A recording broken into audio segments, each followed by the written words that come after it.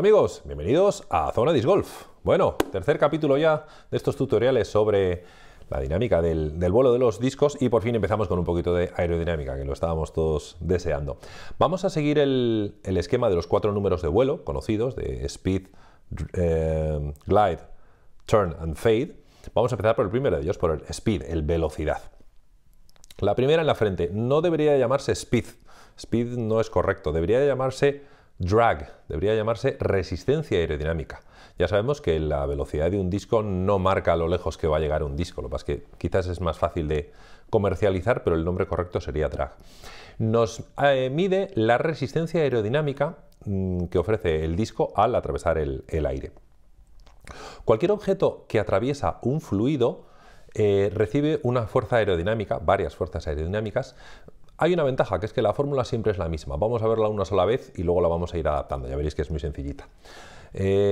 La fuerza aerodinámica es igual a un medio, pues un numerito, pues vale, multiplicado por la densidad del aire, la letra phi, ¿vale? Cuanto más denso es el aire, más espeso es, para entendernos, más afectan las fuerzas aerodinámicas, todas, tanto la resistencia como la sustentación, como el turn, el fade, lo veremos más adelante en un apéndice especial sobre esto, pero es entendible que cuanto más denso es el aire, más influyen las fuerzas aerodinámicas, multiplicado por la velocidad al cuadrado, ¿vale? La velocidad del cuerpo al cuadrado. Eso significa que cuando nosotros doblamos la velocidad, la fuerza aerodinámica se multiplica por 4, se eleva al cuadrado, ¿vale? Es muy importante la resistencia aerodinámica, las fuerzas aerodinámicas, cuando la velocidad es grande. Todos sabemos que montar en bicicleta a 20 por hora es fácil, pero montar a 40 por hora no es el doble de difícil, es 4 veces más difícil. La resistencia aerodinámica aumenta con el cuadrado de la velocidad, ¿vale? Con lo cual, toda esta resistencia aerodinámica, todas estas fuerzas se aplican mucho más cuando el disco va rápido. Cuando nosotros pateamos a 15 por hora, las fuerzas aerodinámicas son poco importantes. Por eso te dicen, no, tú patea con uno que te caiga cómodo en la mano y que estés cómodo, porque a 7 metros lo mismo te da. Parte de razón tienen.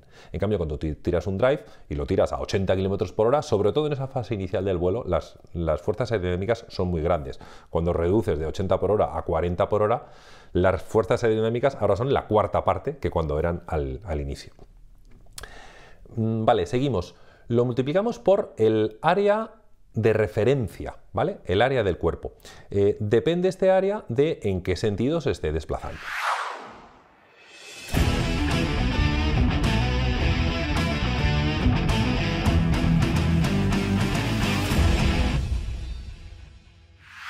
Tenemos aquí, he traído aquí dos discos, dos extremos, un driver de alta velocidad, un velocidad 13 y un putter muy lentito de velocidad 1. El área de referencia es el área en la dirección del movimiento. Es decir, si nosotros, me he traído aquí una regla, si nosotros miramos así, por ejemplo, nuestro driver, si lo miramos así de canto, podríamos imaginar que es un rectángulo, ¿vale? En las esquinitas habría que hacer el bisel, pero vamos a suponer que es un rectángulo. Esto tiene, de diámetro tiene 21 centímetros, ¿no? Sí, 21 centímetros, todos los discos tienen más o menos 21 centímetros. Y imaginemos, vamos a ver qué altura tiene esto, yo lo pongo aquí y me dice que tiene 15 milímetros, más o menos 15 milímetros tiene. Vale, pues si son 15, en vez de por 21, pongamos por 20, 20 por 15 tiene 300 milímetros cuadrados, 30 centímetros cuadrados, ¿vale? Tiene la superficie que enseña este disco cuando vuela son 30 centímetros cuadrados. Si yo cojo este putter, es un Berg, una velocidad número 1 que es extremadamente gordito, tan extremadamente que tiene 2 centímetros de gordo, ¿vale? 20 centímetros de diámetro multiplicado por 2 centímetros de alto nos da un rectángulo de 40 centímetros cuadrados. ¿Veis? Este tenía 30 centímetros cuadrados y este tiene 40 centímetros cuadrados. Tiene un 25% menos, con lo cual ya no llega un poquito a la primera información, es decir, un driver, por el hecho de ser más finito, tiene un 25% menos de superficie expuesta al aire que un putter tan extremo como este, con lo cual debería de tener, en principio, un 25% menos de resistencia aerodinámica, por el hecho de presentar menos superficie. Luego nos queda el último número, que es el coeficiente aerodinámico.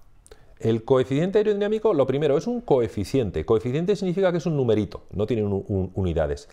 El coeficiente de penetración aerodinámica, ya que estamos hablando de la speed, del drag, de la resistencia aerodinámica, es el famoso CX de los coches. Igual lo recordáis, que antes se anunciaba mucho, este coche tiene un CX de 0,34. Es un numerito que resume la eficiencia de esta forma a la hora de atravesar el aire generando la menor resistencia posible.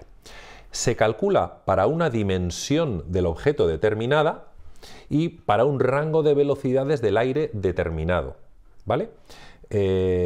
Esas dos variables se resumen en un concepto que se llama el número de Reynolds, ¿vale? Que es un número muy grandote que se utiliza para saber en qué valores, tanto de tamaño como de velocidades, es aplicable ese estudio aerodinámico que se ha realizado. Si queréis profundizar en estos temas de aerodinámica, os animo a que entréis en nuestro canal hermano Zona Gravedad, que es un canal sobre deportes y inercia, sobre descenso por carretera en vehículos sin propulsión, en los cuales os podéis imaginar que la aerodinámica es fundamental y tenéis, me parece que como 30 capítulos enteros sobre desarrollando todo el tema de la aerodinámica muy a fondo, desde los alerones, resistencia aerodinámica avanzada, o sea que si queréis profundizar os animo a que le echéis una visita, os pongo el enlace en la descripción. ¿Cuál es la forma aerodinámica por excelencia? ¿Cuál es la forma más aerodinámica que nosotros podemos crear? Si tenemos un bloque de plastilina y podemos hacerlo de la forma que queramos, ¿qué forma haríamos? ¿Qué se os ocurre? Muchos lo habréis pensado, la gota de lluvia. Dicen, no, la gota de lluvia es la forma más aerodinámica que hay en la naturaleza porque el agua puede coger la forma que quiera y cuando cae del cielo lo que quiere es ser lo más aerodinámica posible para caer lo más rápido posible porque le está trayendo la gravedad. Bien. No es perfecto, pero es un 9. La gota de lluvia efectivamente coge la forma más aerodinámica que puede, tiene una pequeña limitación que es que ella tiene lo que se llama la tensión superficial, que es los líquidos tratan de ofrecer la menor superficie posible a los gases que los rodean, con lo cual digamos que se comprimen. La forma más aerodinámica que existe es la gota de lluvia un poquito más alargada, pero vamos, es una buena aproximación la gota de lluvia. Si os dais cuenta, aquí hay un concepto curioso. La forma más aerodinámica es redondeada por delante y afilada por detrás. Con lo cual ya empezamos a desterrar el primero de los mitos, que mucha gente dice, no, los drivers son mucho más aerodinámicos porque cortan el aire como un cuchillo. Pues no, la forma más aerodinámica no es un cuchillo, no es afilada por delante, es redondeada por delante, ¿vale? Redondeada por delante y afilada por detrás. Tú imagínate que el aire es un conjunto de capas de papel, ¿vale? Un taco de folios, ¿vale? Y está en unas capas y tú tienes que pasar por dentro. Lo que quieres es molestarle lo menos posible, de tal manera que la velocidad que él adquiere cuando tú pasas a través de él vuelva a su velocidad inicial en la parte trasera para que se produzca la menor resistencia aerodinámica posible.